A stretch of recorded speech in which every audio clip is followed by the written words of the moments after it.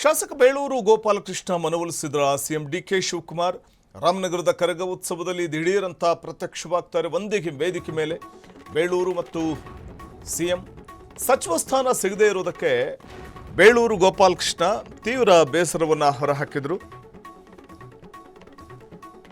ಶಾಸಕ ಕೊನೆಗೂ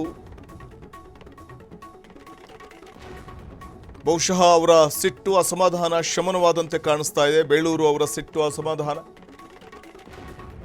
ಹಾಗಾದ್ರೆ ಬೇಳೂರು ಅವರ ಮನವೊಲಿಸುವಲ್ಲಿ ಯಶಸ್ವಿಯಾದ್ರ ಸಿಎಂ. ಬೇಳೂರು ಗೋಪಾಲಕೃಷ್ಣ ಅವರು ಕರಗ ಮಹೋತ್ಸವದ ಸಂದರ್ಭದಲ್ಲಿ ಡಿಕೆ ಶಿವಕುಮಾರ್ ಅವರ ಜೊತೆ ಒಂದೇ ವೇದಿಕೆಯಲ್ಲಿ ಕಾಣಿಸ್ಕೊಳ್ತಾರೆ. ಆ ಮೂಲಕ ಅವರ ಸಿಟ್ಟನ್ನು ಸಿಎಂ ಶಮನ ಮಾಡದಂತೆ ಕಾಣಿಸ್ತಿದೆ.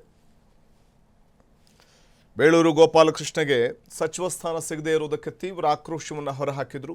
ಸಚಿವ ಸ್ಥಾನದ ಆಕಾಂಕ್ಷಿ ನಾನು, ಸಚಿವ ಸ್ಥಾನ ನೀಡದೇ ಇರುವಂಥದ್ದು ತನಗೆ ಬೇಸರ ತರಿಸಿದೆ, ಮತ್ತು ರಾಜೀನಾಮೆ ಕೊಡ್ತೇನೆ ಶಾಸಕ ಸ್ಥಾನಕ್ಕೆ ಅನ್ನುವಂಥ ಆಕ್ರೋಶವನ್ನು ಹೊರಹಾಕಿದರು. ಸೊ ಇದು ಎಲ್ಲೋ ಒಂದು ಕಡೆ ರಾಜೀನಾಮೆಯ ಒಂದು ಪರ್ವಕ್ಕೆ ಮತ್ತೊಂದು ವಿಕೆಟ್ ಪತನವಾಗಿಬಿಡುತ್ತಾ ಅನ್ನುವಂಥ ಒಂದು ಆತಂಕ ಇತ್ತು ಕಾಂಗ್ರೆಸ್ ಪಾಳ್ಯದಲ್ಲಿ. ಅದರ ಮುಖ್ಯಮಂತ್ರಿ ಡಿ ಕೆ ಶಿವಕುಮಾರ್ ಅವರು ಬೇಳೂರು ಗೋಪಾಲಕೃಷ್ಣ ಅವರನ್ನು ಜೊತೆಯಲ್ಲೇ ಕರಗ ಮಹೋತ್ಸವಕ್ಕೆ ಕರೆತರ್ತಾರೆ.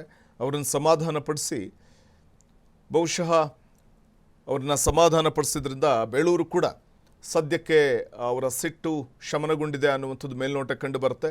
ಏಕೆಂದರೆ ಕರಗ ಮಹೋತ್ಸವದ ಸಂದರ್ಭದಲ್ಲಿ ರಾಮನಗರದಲ್ಲಿ ಒಂದೇ ವೇದಿಕೆಯಲ್ಲಿ ಬೇಳೂರು ಡಿ ಕೆ ಶಿವಕುಮಾರ್ ಅವರ ಜೊತೆ ಕಾಣಿಸ್ಕೊಳ್ತಾರೆ. ಅದೆಲ್ಲವನ್ನು ಕೂಡ ನೋಡಿದಾಗ ಬೇಳೂರು ಗೋಪಾಲಕೃಷ್ಣ ಅವರ ಸಿಟ್ಟು ತಣ್ಣಗಾಗಿದೆ, ಅವರ ಮನವೊಲಿಸಿದರೆ ಮುಖ್ಯಮಂತ್ರಿ ಡಿ ಕೆ ಶಿವಕುಮಾರ್ ಅವರು ಅನ್ನುವಂಥದ್ದು ಸ್ಪಷ್ಟವಾಗಿ ಕಂಡುಬರುತ್ತೆ. ಇದ್ದಂಥ 20 ಸಚಿವ ಸ್ಥಾನಗಳಿಗೆ 60ಕ್ಕೂ ಹೆಚ್ಚು ಆಕಾಂಕ್ಷಿಗಳಿದ್ದರು. ಅದರಲ್ಲಿ ಬೇಳೂರು ಗೋಪಾಲಕೃಷ್ಣ ಕೂಡ ಒಬ್ಬರು. ಆದರೆ ಬೇಳೂರು ಗೋಪಾಲಕೃಷ್ಣ ಅವರಿಗೆ ಸಚಿವ ಸ್ಥಾನ ಮಿಸ್ ಆಯಿತು. ಇದು ಸಹಜವಾಗಿಯೇ ಬೇಳೂರು ಗೋಪಾಲಕೃಷ್ಣ ಅವರ ಆಕ್ರೋಶಕ್ಕೆ ಕಾರಣ ಆಗಿತ್ತು. ಸಚಿವ ಸ್ಥಾನಕ್ಕೋಸ್ಕರ ದಿಲ್ಲಿ ನಾಯಕರನ್ನ ಭೇಟಿ ಮಾಡಿದ್ದುಂಟು. ಬೇಳೂರು ಗೋಪಾಲಕೃಷ್ಣ ಒತ್ತಡ ಹೇರಿದ್ದುಂಟು, ಮುಖ್ಯಮಂತ್ರಿಗಳ ಮೇಲೆ ಒತ್ತಡ ಹೇರಿದ್ದುಂಟು, ಮಾಜಿ ಮುಖ್ಯಮಂತ್ರಿ ಸಿದ್ದರಾಮಯ್ಯನವ್ರ ಮೇಲೆ ಒತ್ತಡ ಹೇರಿದ್ದುಂಟು.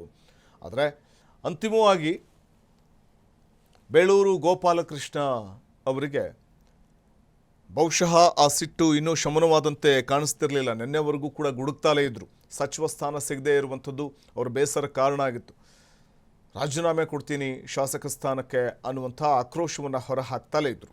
ಆದರೆ ಅಂತಿಮವಾಗಿ ನಿನ್ನೆ ರಾಮನಗರದಲ್ಲಿ ನಡೆದಂಥ ಕರಗ ಮಹೋತ್ಸವದ ಸಂದರ್ಭದಲ್ಲಿ ಡಿ ಕೆ ಶಿವಕುಮಾರ್ ಅವರ ಜೊತೆ ಕಾಣಿಸ್ಕೊಂಡ್ರು.